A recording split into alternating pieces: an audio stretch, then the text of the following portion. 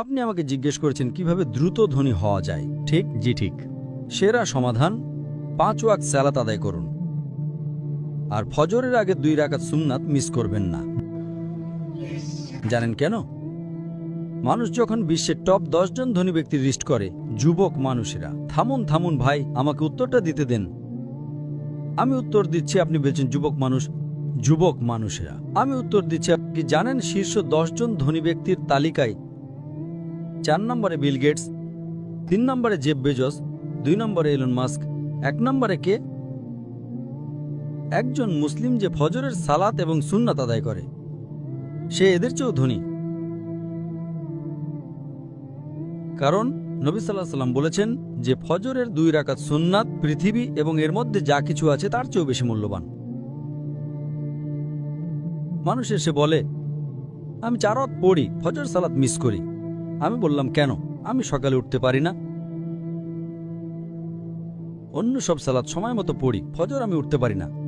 তো আমি তাকে বললাম, আপনি তো একজন ব্যবসায়ী, ধরুন আমি আপনাকে বললাম কাল সকাল ভোরে 5টায় একটা ব্যবসার ডিল আছে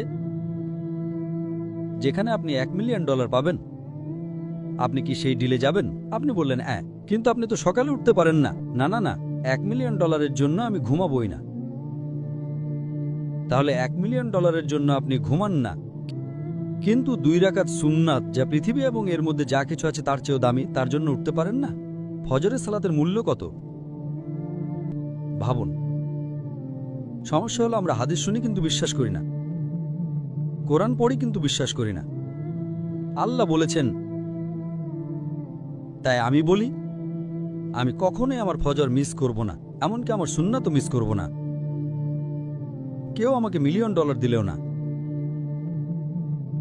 হ্যাঁ, সুন্নাত পড়া ফরজ নয়। আপনাকে যেটা বুঝতে হবে, যদি আপনি সত্যিই বিশ্বাস করেন, আপনি কি জানেন সেরা ব্যবসা কোনটা? আল্লাহ সূরা বাকারা 2 নম্বর অধ্যায়ে 261 নম্বর আয়াতে বলেছেন, যদি আল্লাহর পথে একটা শস্যদানা দান করেন, আল্লাহ আপনাকে 7টা শীষ দেবেন এবং প্রতিটাতে 100টি করে দানা থাকবে।